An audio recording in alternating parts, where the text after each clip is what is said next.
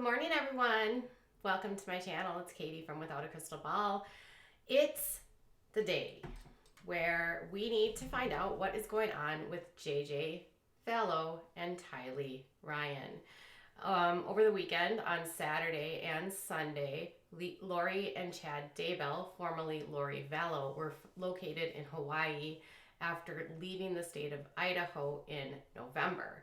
According to reports in the East Idaho News, East Idaho News, they were located on the island of Kauai, pulled over at a resort, but apparently had been staying in a really expensive gated community where $1 million townhomes are located.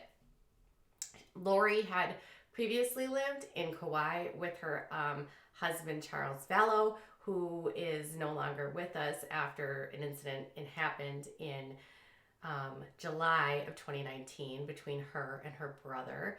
There's been a string of suspicious activity and individuals that have perished along the way.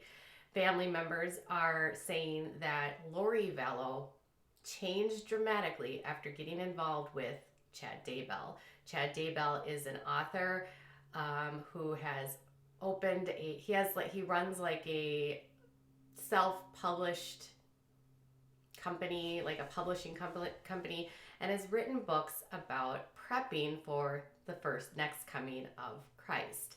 The belief systems actually got Chad kicked out of the LDS church, and between her connection to him and involvement in this thought process, her family members say that the Lori that they knew for years is no longer there. The grandfather of JJ and Tylee, or actually of JJ, appeared on Good Morning America today to talk about how Lori Vallow had till today to turn her children over to the Department of Human Services in the state of Idaho.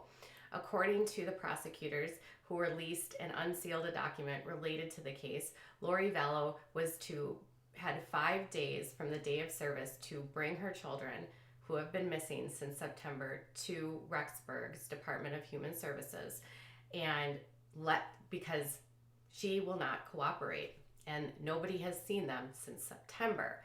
With today being the day where she has to turn them over, a couple things can happen. If she does not turn them over, she can be held in civil contempt of court, or she could be charged criminally. There hasn't been any sort of suggestion at this time what the charges would be on the criminal end, but she has not thus far been cooperating on the whereabouts of her children, and with a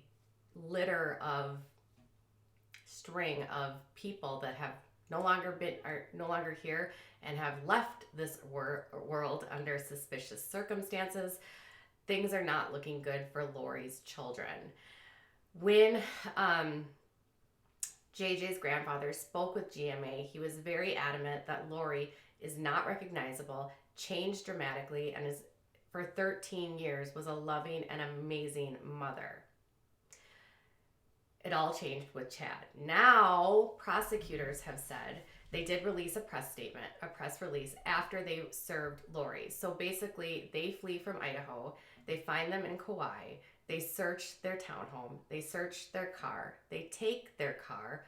Lori's person is searched. She is found with a ton of cash in a bag by East Idaho News. And she has not said anything to the media at all.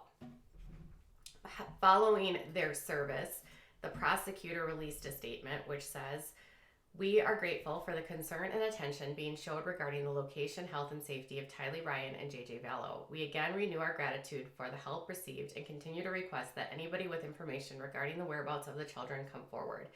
With all the attention in this case this week, we would remind the public and media that child protective cases are sealed and confidential. While the court did allow us to announce existence of the case and the order that Lori Vallow produce her children, any and all other documents, hearings, and court filings are sealed and confidential by law. As such, we legally cannot comment on any other aspects of this case. In the event that information comes forward that would be important for the public to know, we will inquire of the court as to whether that information can be shared." Again, thank you for your attention regarding this matter. We hope and pray that the children will be produced or found that they are safe and healthy.